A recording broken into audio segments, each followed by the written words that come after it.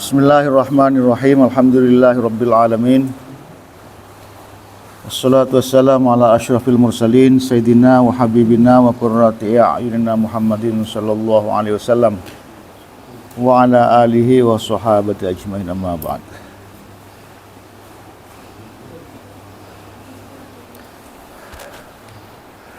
Saya pagi ini akan menjelaskan tentang al-aqidah. Al-aqidah.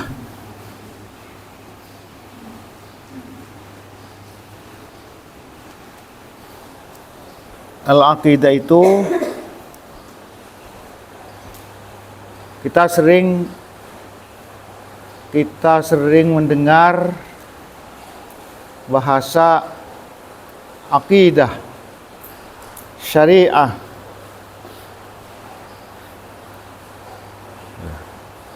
Akidah itu sering diidentikan atau sering disebut sebagai at-tauhid. Dari sisi bahasa, kalau at-tauhid itu mengesakan, menyatukan, mengesakan, menunggalkan. Kalau akidah itu ma'aqada alaihil qalbu, sesuatu yang diikat oleh hati.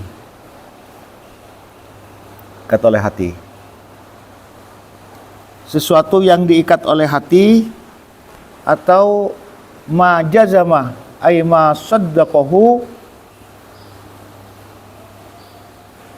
al-qalbu yaqinan, yang dibenarkan oleh hati secara meyakinkan. Nah, ini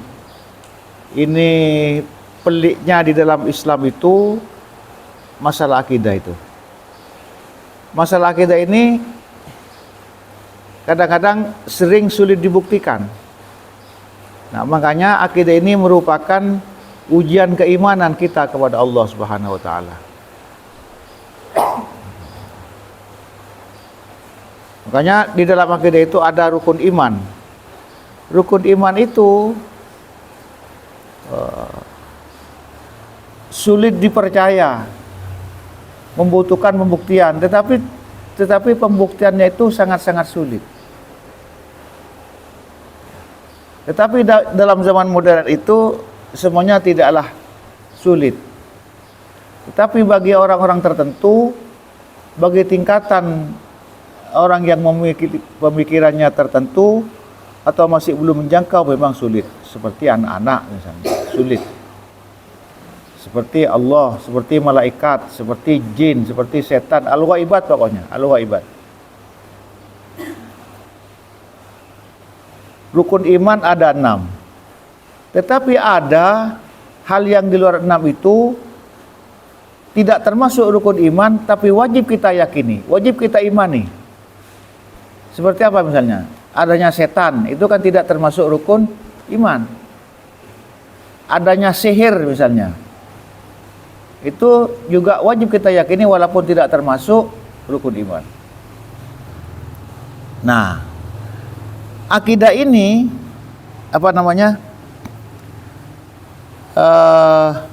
akidah itu adalah, kalau secara definisi, adalah al-fikruh. Al-fikruh al-fikrul kulliyah, sebuah pemikiran yang menyeluruh, anil insani, tentang manusia, wal kaun, anil kaun wal insan. Jadi akidah itu adalah pemikiran yang menyeluruh tentang al-kaun, tentang alam lain dan manusia.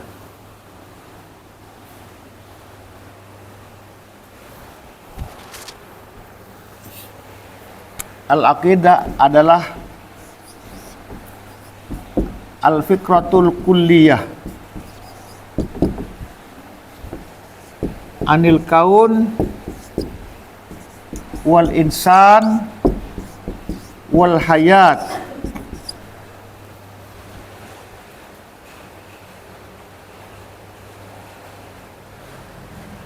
Adalah pemikiran yang muncul tentang alam raya, manusia, dan kehidupan.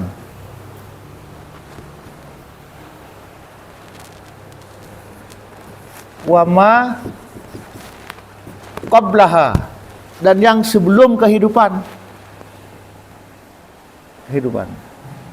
Artinya atau sebelum adanya alam raya itu. Atau wama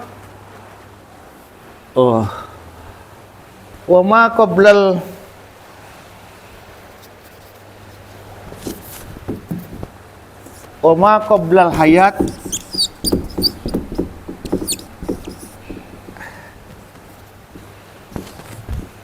ad-dunyawiyah wa ma ba'daha.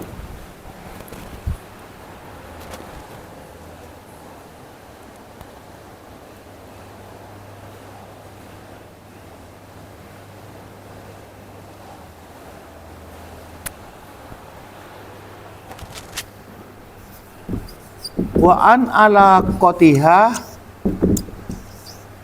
bima qablaha wa ma ba'daha.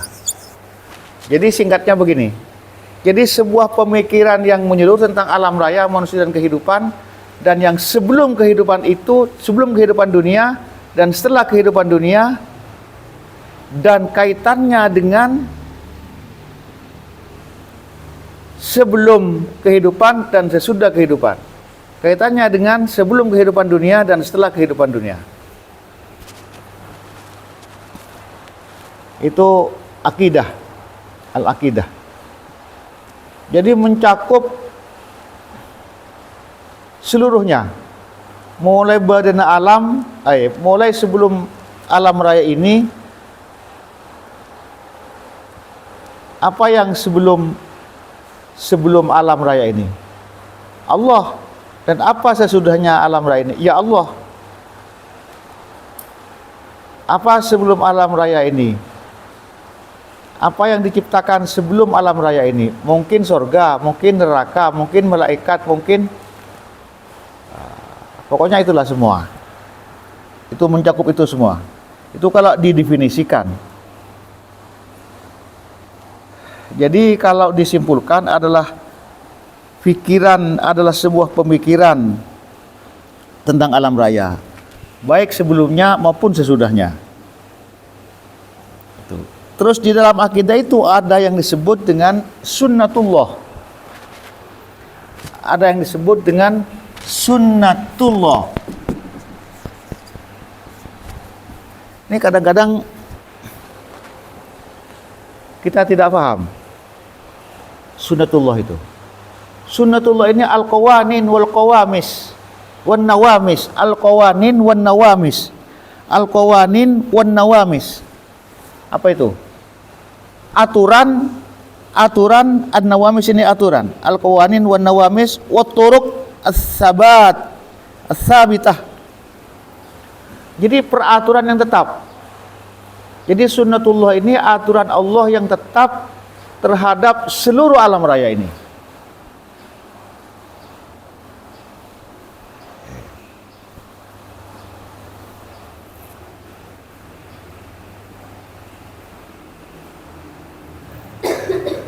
Aturan yang tetap yang dibuat oleh Allah untuk mengatur makhluk dan untuk memudahkan urusan-urusan yang berkaitan dengan alam raya ini. Itu sunnatullah. Jadi kalau kita bahasakan secara sederhana, sunnatullah itu adalah hukum-hukum Allah yang diterapkan kepada makhluknya. Hukum Allah yang dibuat oleh Allah yang berkaitan dengan makhluk itu. Misalnya tentang apa? Tentang alam, tentang mati, tentang rizki, tentang orang per orang, tentang kelompok misalnya, tentang syariah. Nah, di dalam sunnatullah itu ada yang berkaitan dengan syariah, ada kaitannya dengan al-kaun.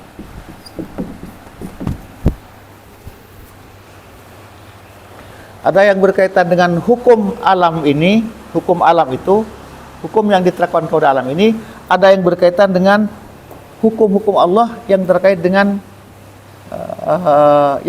dengan halal haram misalnya.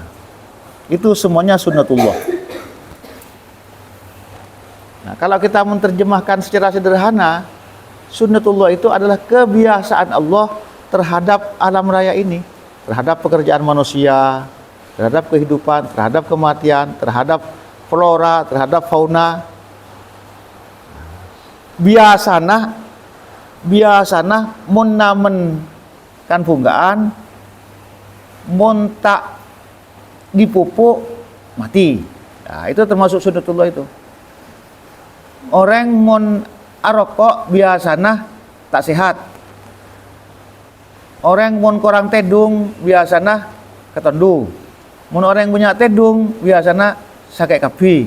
Nah, itu sudah ukuran-ukuran semua. Ukuran-ukuran semua.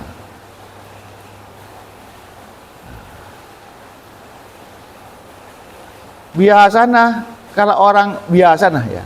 Kalau orang bekerja dapat sesuatu. Kalau tidak bekerja tidak dapat. Itu sudah hukum Allah.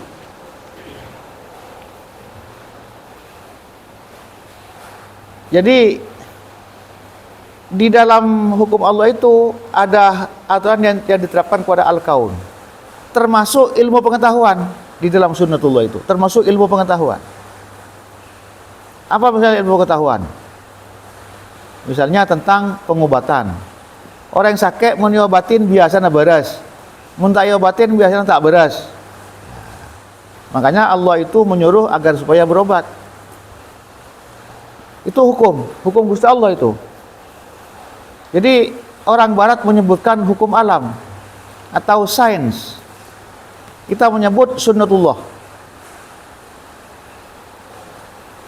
Misalnya menyelecetak ketunginom bedrek. Itu sudah hukum.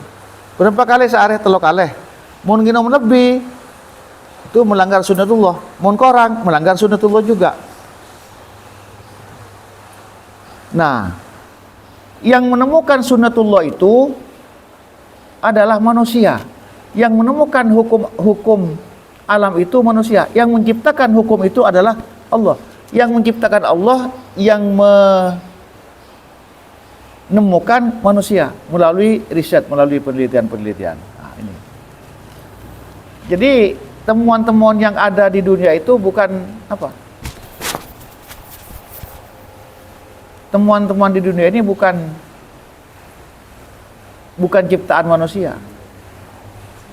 Ada nyamuk misalnya, ada nyamuk cikungunya, ada nyamuk macam-macam. Lah kok Allah menciptakan itu? Kok Allah menciptakan apa namanya? Nyamuk itu? Apa gunanya Allah menciptakan nyamuk penyakit itu? Salah satu jawabannya untuk menunjukkan bahwa Allah itu bisa membuat binatang seperti nyamuk, bisa membuat nyamuk yang membawa penyakit, bisa, dan seterusnya. Sama seperti kenapa Allah menciptakan malaikat. Allah sendiri bisa kok. Itu untuk menunjukkan bahwa Allah bisa membuat makhluk seperti malaikat dengan tugasnya masing-masing. Ada yang bertugas untuk dirinya sendiri, ada yang bertugas untuk alam raya, ada yang bertugas untuk macam-macam. Tuh. Nah, kalau apa gunanya? Kalau kita menyadari terhadap sunnatullah itu di dalam Al-Quran itu, wala tajidu li sunnatillahi tabdila. Sunnatullahi allati qad khalat min qabl wa lan tajid li sunnatillahi tabdila.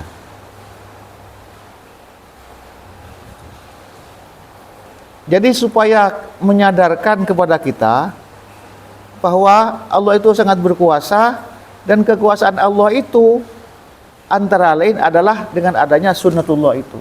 hukum-hukum yang sudah dibuat oleh Allah, aturan-aturan yang dibuat oleh Allah untuk mengatur seluruh urusan alam raya ini, baik sesudahnya maupun sebelumnya, baik sebelumnya maupun sesudahnya. Surga, neraka, misalnya.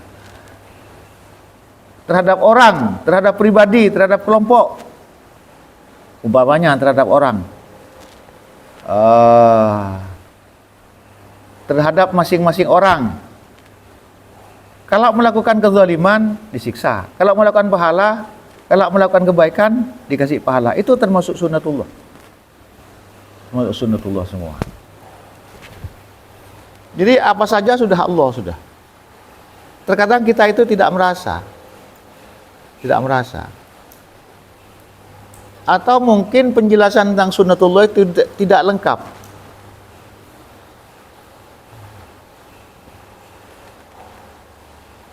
Allah menciptakan tembakau, Allah menciptakan tanaman-tanaman lain, Allah menciptakan pohon kina misalnya untuk menyembuhkan malaria. Allah menciptakan tembakau untuk obat juga, untuk campuran-campuran farmasi. Terus oleh manusia dijadikan sebagai rokok. Misalnya, dijadikan sebagai rokok. Terus diteliti bahwa rokok itu, asap rokok itu begini. Itu merupakan sunnatullah juga. Hukum yang sudah diterapkan oleh Allah dan ditemukan, hukum yang dibuat oleh Allah dan ditemukan oleh manusia. Tuh. Misalnya seperti, mungkin juga sudah pernah saya jelaskan di sini. Cacing tanah. Cacing tanah itu dibuat oleh Allah dan ditemukan oleh manusia bahwa cacing tanah itu untuk menyembuhkan, meringankan panas. Pohon jambu dibuat oleh Allah lalu diadakan uji coba oleh manusia untuk meredakan BAB misalnya. Nah, sekarang banyak muncul herbal itu. Pohon ini, pohon itu untuk meredakan penyakit tertentu. Ada yang namanya angka. Angka itu ingat arta. Ingat arta ini arta itu. Itu untuk penyakit cikungunya. Ekal-kal ini nomanya. Cikungunya itu sampai sekarang masih belum ditemukan obatnya. Hanya biasanya karena panas dan ngeronyo itu menggunakan obat pereda panas seperti Sanmol misalnya. Terus diobati dengan angka, diobati dengan misalnya jus jambu merah yang kecil-kecil itu. Seperti itu. Jadi kalau kita menyadari bahwa di dunia ini ada sunnatullah, bahwa semuanya dibuat oleh Allah, ya terus mau apa lagi, kita sudah ada aturannya. Tinggal kita wajib patuh, wajib mengikuti terhadap sunnatullah itu.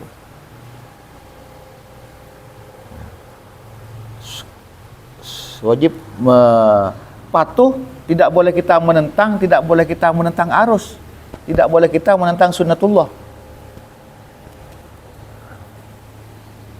Misalnya begini, kita mau menentang sunnatullah, banjir umpamanya. Air itu secara sunnatullah, air secara sunnatullah itu adalah mengalir dari tempat yang lebih tinggi ke tempat yang lebih rendah. Itu sunnatullahnya seperti itu. Sunnatullah juga, kalau gunung-gunung ditebang maka akan terjadi tanah longsor, akan terjadi banjir. Nah, seperti itu. Di Sumatera, di Aceh, Sumatera Barat. Itu karena banyak yang ditebang. Misalnya seperti di Jakarta, itu kan alirannya dari Bogor, konon seperti itu. Sudah di Bogor itu banyak villa-villa, sudah pohon-pohon diganti dengan tanaman-tanaman beton. Ini buktinya tuh yang terdekat di sini. Di sini dulu ada pohon kelompang di Tetu ini. Ada pohon kelompang. Besar, diameternya berapa ya kira-kira ya? Diameternya mungkin sampai 5 meter, garis tengahnya itu. Sampai 5 meter. Sangat besar sekali. Jadi airnya itu melimpah. Melimpah. Begitu tumbang, itu habis airnya. Karena sudah tidak menyimpan, pohon sudah tidak menyimpan air. Tidak ada alat untuk menyimpan air.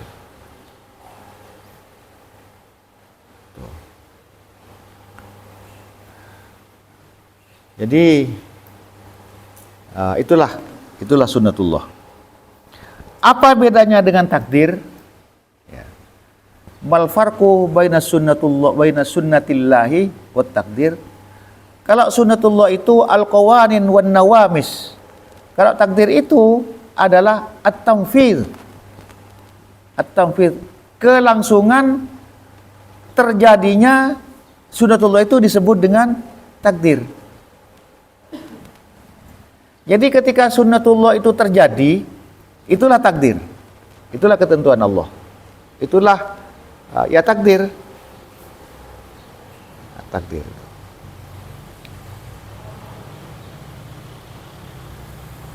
Kalau orang sehat, makan apa saja boleh. Makan apa saja, anggaplah boleh. Makan yang halal, boleh. Ada makanan-makanan yang secara alam tidak boleh dimakan. Siapa yang mengatakan tidak boleh dimakan? Temuan-temuan dokter. Itu jangan apa namanya ya? Jangan dilanggar. Misalnya begini. Racun jelas. Orang desa bilang seperti endrim. Obatnya tanaman itu. Njok dan Gusti Allah lah. Mati jangan Gusti Allah, dia jangan Gusti Allah. Iya memang mati itu kan Gusti Allah. Tetapi kebiasaan Allah menciptakan itu endrim minum mate. Arak diminum mabuk. Biasa seperti itu. Jadi takdir ini jangan dilanggar. Tidak boleh dilanggar. Rokok sakit jantung, rokok sakit paru-paru, rokok dan seterusnya. Orang yang punya penyakit diabetes tidak boleh makan gula misalnya. Sehingga kok nggak gula dan yang Gusti Allah takdir lah, menjadikan takdir. Coba makan. Telur itu sehat. Tapi Allah membedakan antara kuning dan putihnya. Untuk orang yang kolesterol tinggi tidak boleh minum, tidak boleh makan koningah. Tapi kalau yang sehat-sehat saja seperti panjenengan, ya silakan.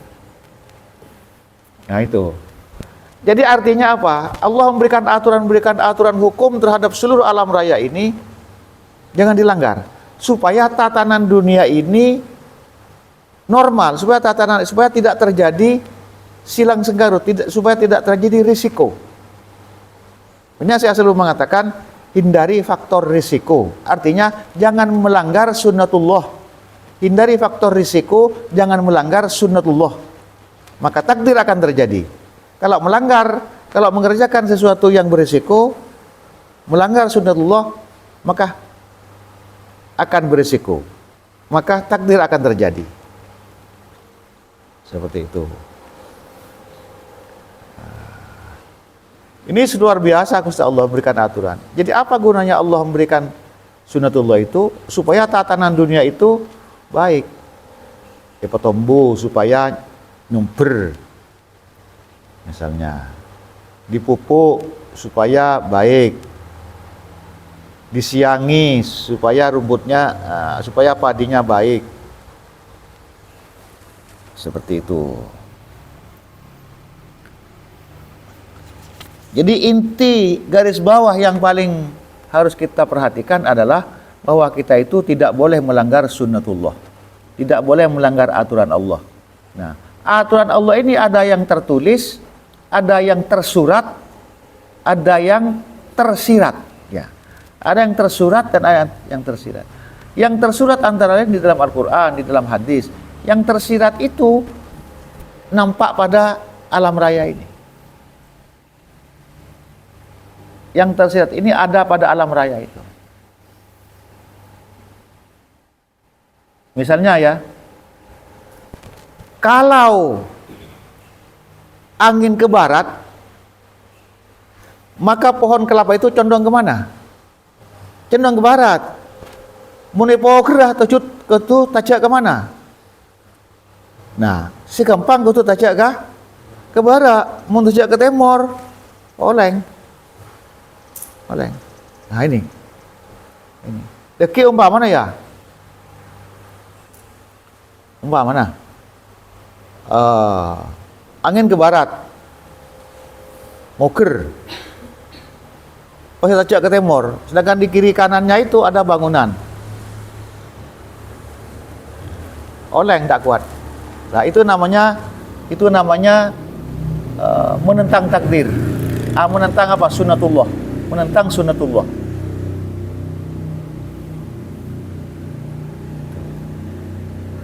Misalnya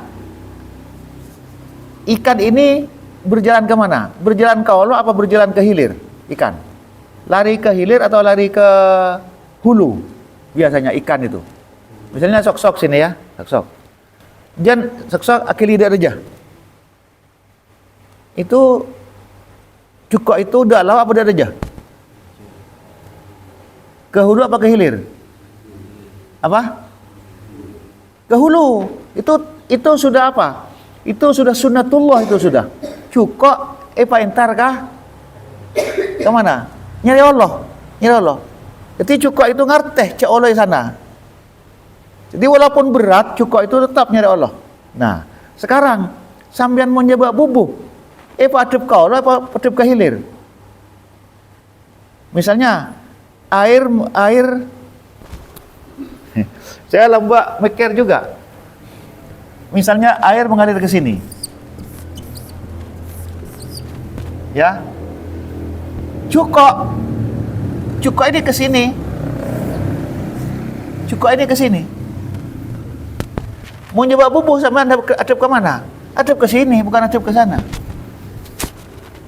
Coba lah cek sampean. Mega cukup misalnya. Depan baa pas pengadep ke mana itu? Pengadep ke kauncur. Benih kau Allah. Tak kira lek cukup.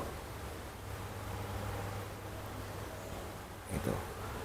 Nah, kayak gini kan berdasarkan apa? Berdasarkan pengalaman, berdasarkan penelitian.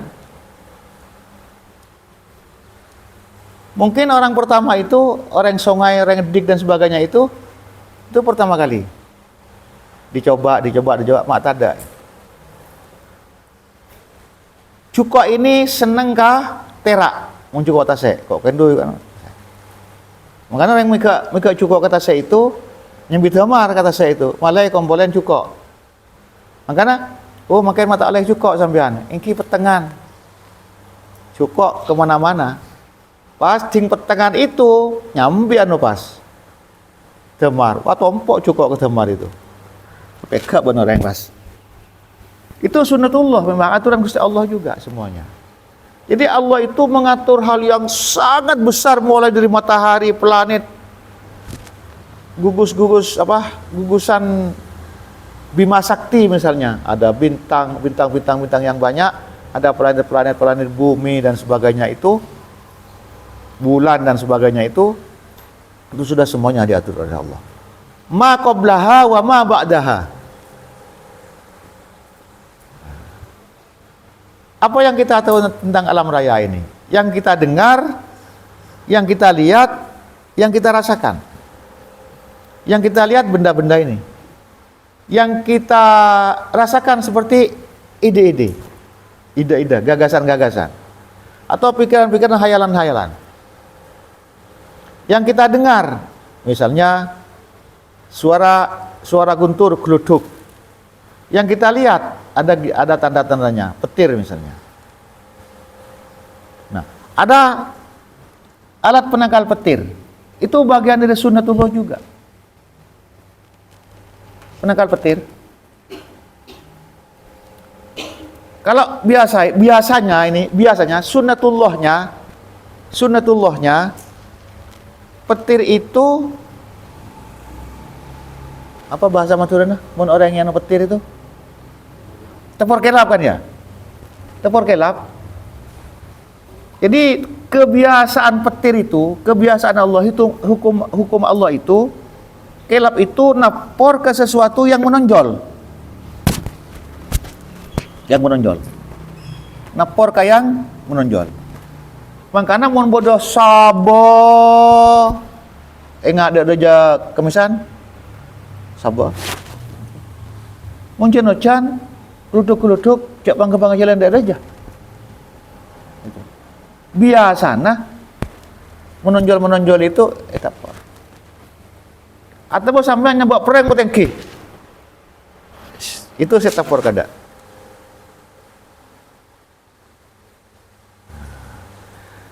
Anapa? Ya.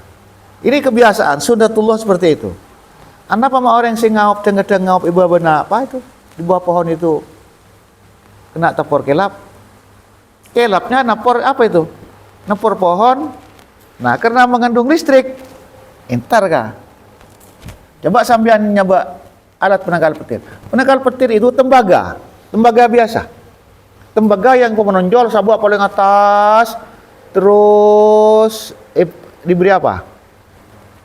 Ya, tembaga itu terus ke bawah, terus dipendem ke tanah. Caan yang matur ardah. Caan bahasa Arab ardun. Ardun itu arda itu ipendem.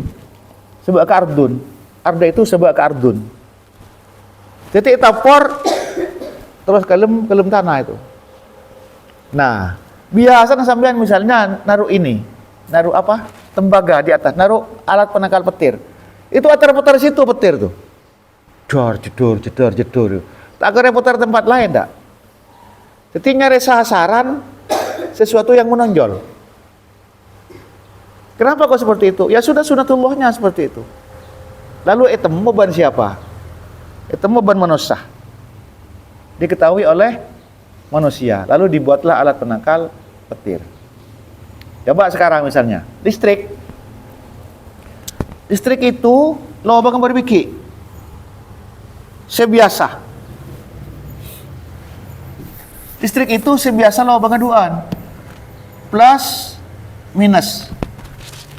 Ya. Tetapi ada yang 3. Stop kontak ada yang 3. Nah, ini plus minus, listrik plus minus. Yang 3 ini kemana? Misalnya ini kabelnya warna apa biasanya? Kalau dulu warna merah sama biru kalau tidak salah. Merah sama biru. Yang ini warna kuning misalnya atau warna putih. Ini listrik minus plus, ini ke ardun. Jadi kalau ada petir napor listrik ke sampean, tak bahaya ke kulkas tak bahaya ke TV karena ada ada stop kontaknya. Tapi mau stop kontak kedua itu biasanya mau tapor listrik tekak kulkas rusak, tekak TV rusak.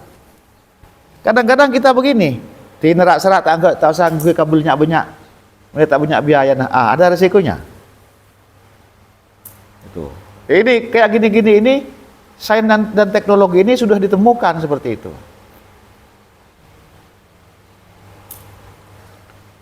Itu.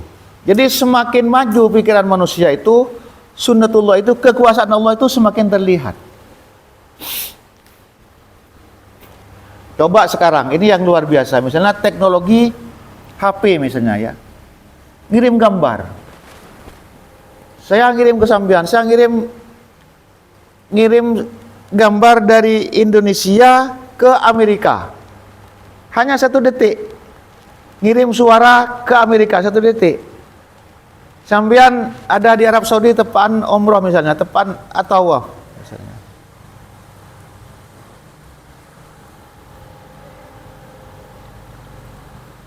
Nah ini menunjukkan bahwa Ah, bumi itu memang berputar.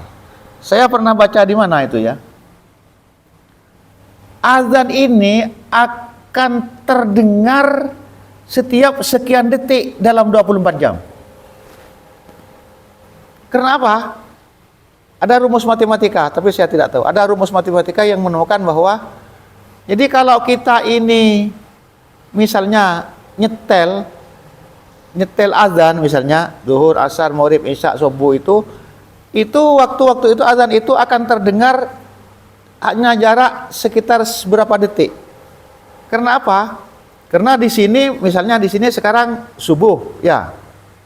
Sini sekarang subuh. Yang subuh duluan yang timur apa yang barat? Yang timur. Nah, 4 jam lagi kan di mana? Di Arab Saudi. Tetapi 1 jam lagi di mana kira-kira? Di timur India. Kebaran boleh sekian, kebaran boleh sekian. Itu memang benar itu. Ada. Buktinya coba sampean itu naik pesawat. Naik pesawat yang sangat cepat. Maka dari sini zuhur ya ke barat ke Arab Saudi itu ya.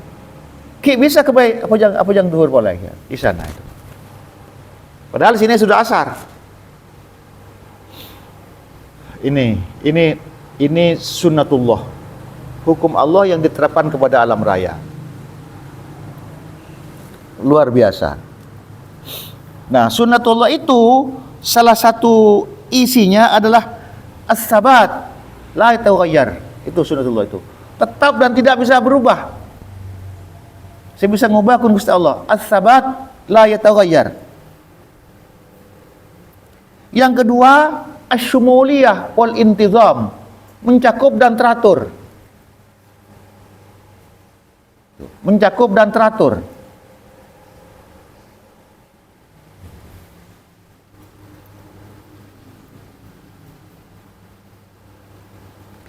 Yang ketiga, al-jaza' wat tamkin. Ada pembalasan dan ada penguatan. Al-jaza' wat tamkin. Yang kelima, ada al-ibtila' wal ikhtibar. Ujian, cobaan dan ujian. Itu kira-kira isi poin-poin yang ada di dalam sunnatullah itu. As-sabat la yataghayyar. Asy-syumuliyah wal intizam.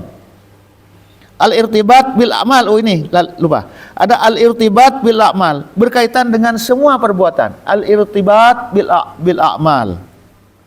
Al-jaza' wat tamkin ada 5. Itu 2 3 4 5. Al-ibtila' wal ikhtibar. Nah, apa bedanya sunnatullah dengan takdir? Kalau sunnatullah itu al-qanun, takdir itu at-tamfidz. Juz'un min sunnatillah. Jadi takdir itu bagian dari sunnatullah. Seperti itu. Nah, ini juga berkaitan dengan sikap psikologis kita. Jadi kalau kita menyadari terhadap sunnatullah, kita tenang, karena sudah yang mengatur siapa? Semuanya sudah diatur oleh Allah Subhanahu wa taala. Itu. Dan ini termasuk bagian daripada akidah. Ya. Temuan-temuan manusia itu adalah apa yang terjadi di sini itu yang baru kita ketahui itu temuan manusia. Tapi sudah ada lebih dulu.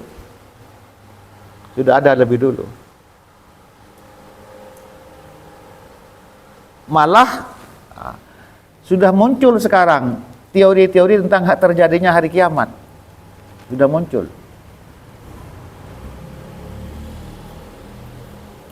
Saya tulis dalam buku apa itu? Buku agak tebal tentang teori-teori hari kiamat itu. Baik, sampai di sini, wallahu taala a'lam bissawab.